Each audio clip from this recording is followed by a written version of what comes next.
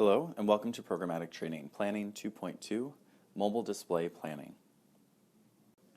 Our course objectives today will be to understand the nuances of mobile display planning, also look at the top-line knowledge of technology used within mobile campaigns, then to know how to apply the mobile data to a campaign and pull availability of impressions against third-party data. In preparation for today's meeting, we will take a step back and look at the programmatic training that we've had so far. We'll also consider why to add mobile within a programmatic plan. And then we'll look at the available data and technology for mobile-specific initiatives. And at the end, we'll create an audience segment within the DSP. Now let's take a step back and look at the training that we've already done. Planning really is the art and science of programmatic. Programmatic planning combines the three core pillars of data-driven marketing. These three pillars include data, inventory, and technology. It's the combination of these three things that make programmatic come together and come to life.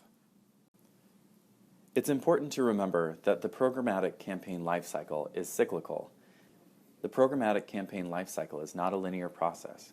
We do start with planning and then set the campaign up for launch and run it with the different optimizations.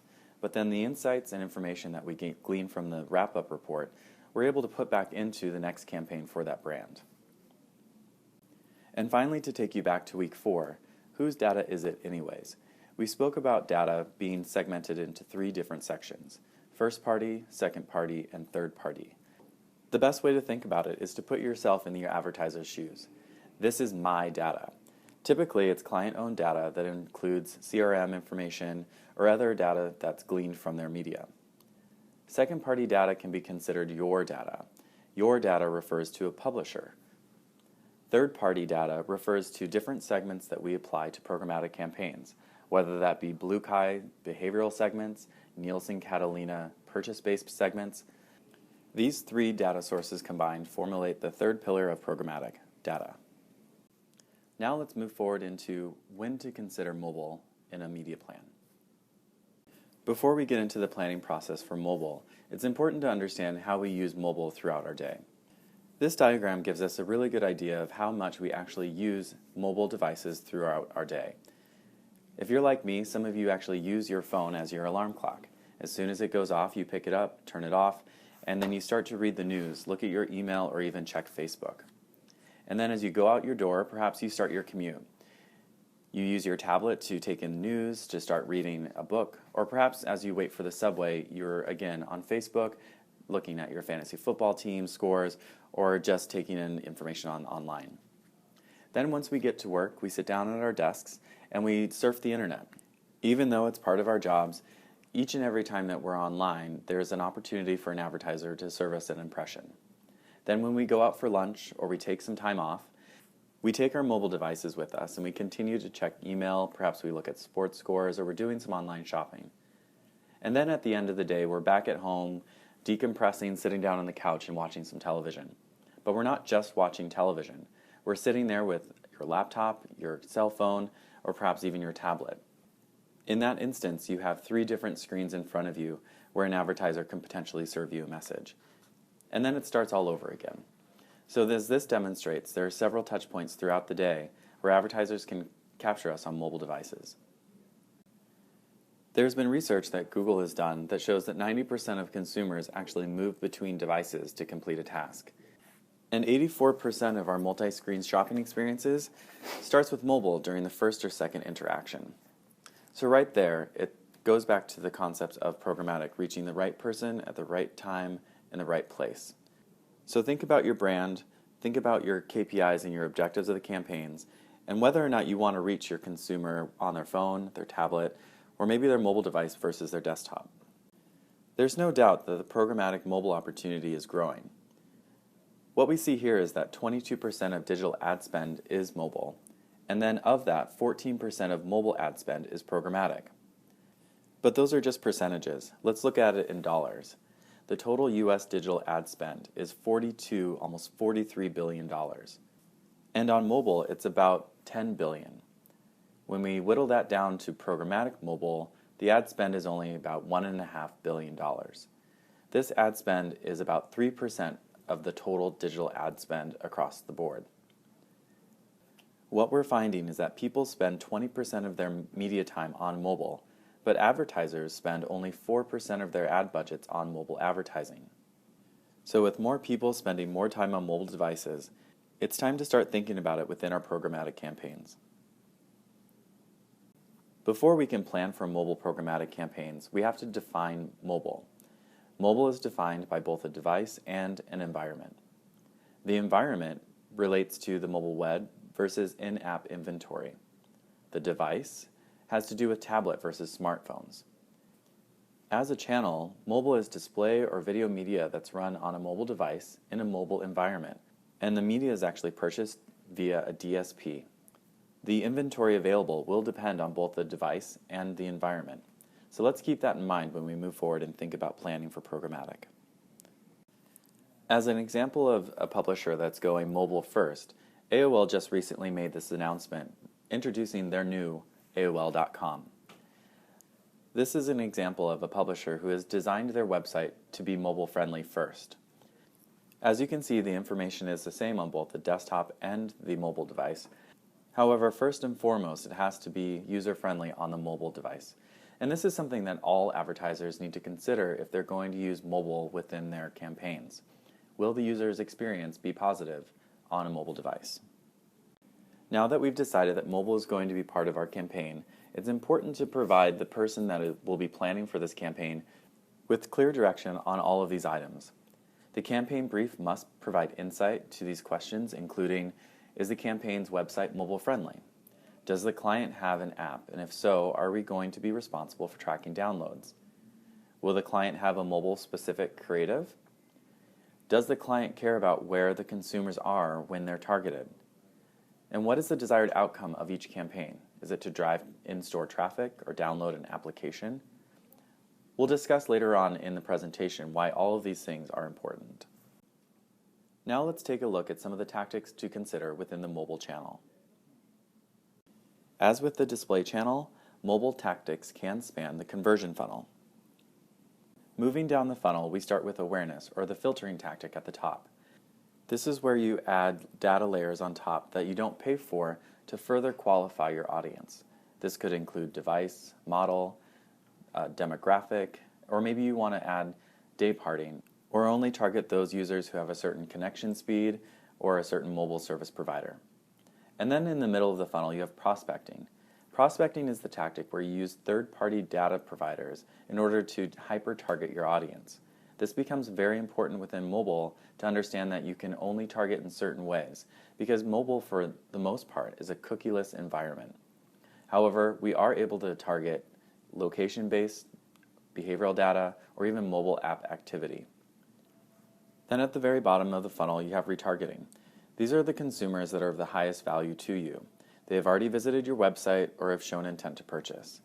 The retargeting can include cross-device retargeting, so between mobile to desktop, desktop to mobile, or perhaps you retarget users who have been to your app and conducted a certain activity within it, or have visited you in store. A tactic not previously covered in the slide before is native ad targeting within mobile. This is a great way to increase the reach of your campaign, and it really is the combination of form, function, and quality content to deliver value-based exchanges between the consumer and brand. Native ad targeting is really a concept of putting advertising in stream while a consumer is taking in content. In this particular case, we're using ad content within mobile applications. This is a way for us to find incremental inventory and added reach using the mobile application environment. Another tactic you can use for mobile is an integration between mobile and social. In this particular case, we have Tweet Display. This was a collaboration between Flight, a technology company, and Samsung Mobile. In order to get more life and to extend the reach of their Twitter campaigns, Flight was able to take Samsung's organic Twitter posts and put them on mobile media banner ads. In this example, Samsung was able to scale their Twitter program, measure native Twitter metrics, and also measure the different actions taken in mobile versus just the social network. Now let's take a look at our first pillar, data, as well as location-based targeting within mobile devices. Now let's take a look at mobile-specific data concepts. Please note that cookie-based data is rarely available in mobile environments. As a result, we rely heavily on location-based targeting, but we can do some behavioral targeting within in-app inventory. Behavioral targeting is a little bit different in mobile. It can be based on historical or current location tracking. There can be some traditional third-party behavioral data that's available on a very small scale within a cookie mobile environment. But most importantly, behavioral targeting is done via app usage. It's extrapolated to bucket demographics, psychographic, and behavioral actions. The second mobile-specific data concept is around location-based targeting. You have location tracking, as well as geofencing and in-store visitation. In the next slides, we'll dive deeper into the location-based targeting concepts. Mobile campaigns really do embody the concept behind programmatic of serving the right impression to the right person at the right moment. Location-based ads can be based on geofencing or targeting, location data segments, location as a conversion event, and location retargeting.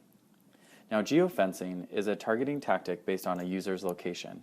This can be as simple as targeting by zip or DMA, or can involve fencing off a location, such as a place of interest, such as maybe Walmart stores, a stadium, and from there you serve ads to a consumer as they enter that space. Location data segments is a concept where you use location data as context and targeting for a user based on their location behavior.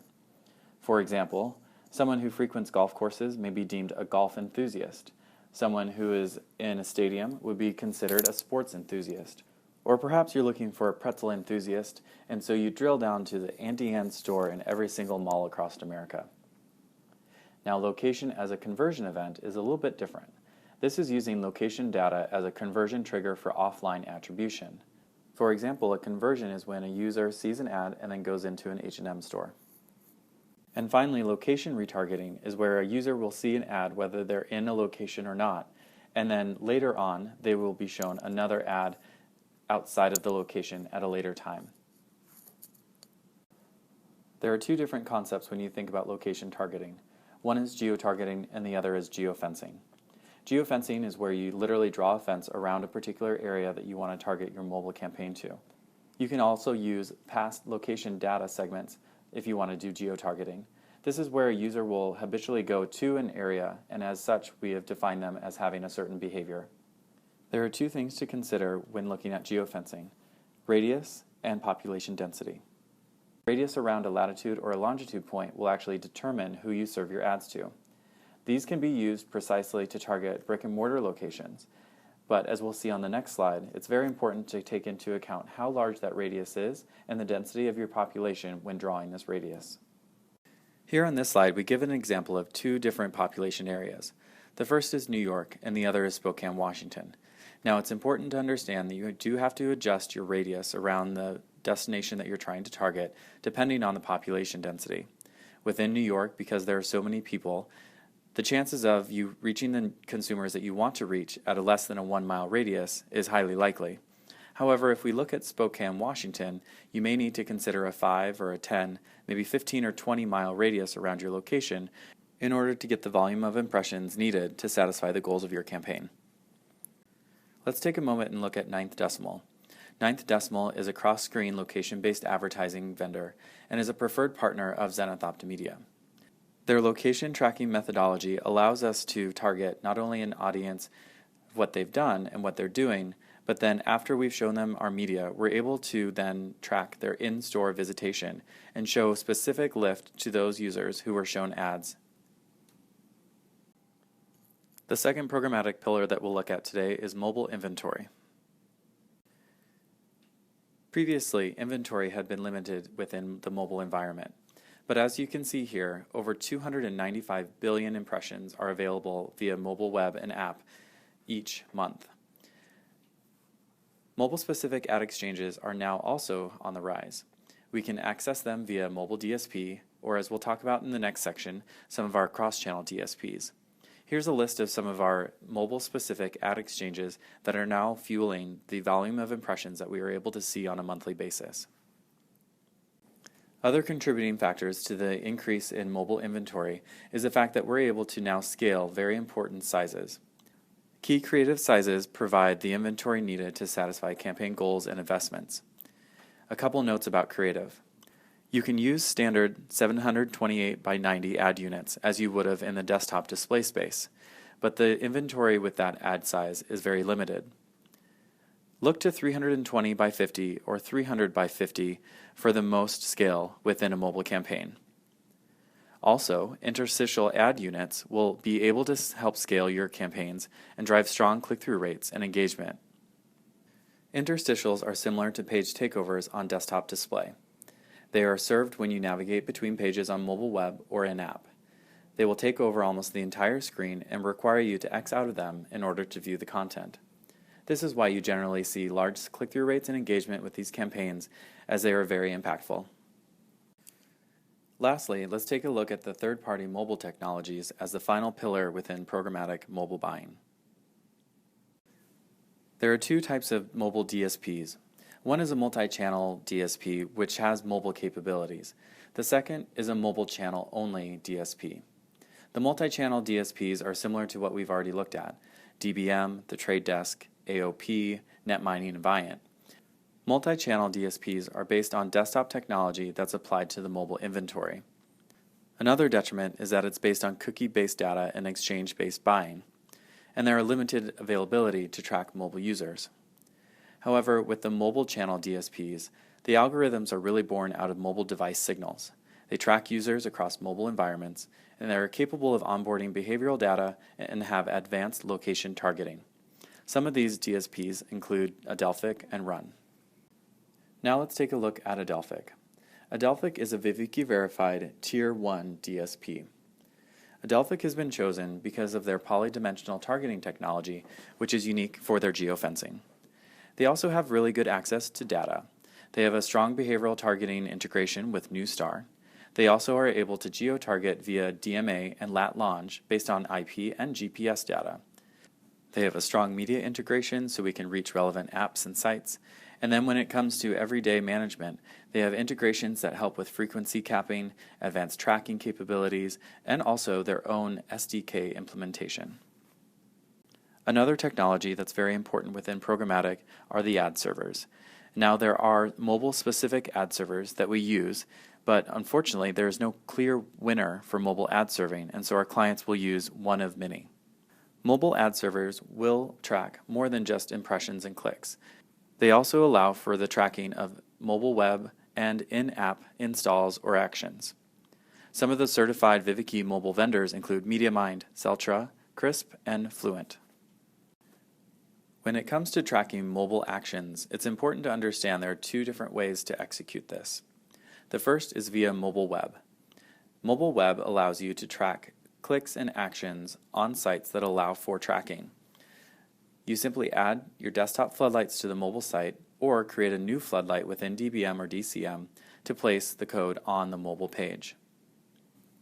Secondly, into consideration is the mobile app environment.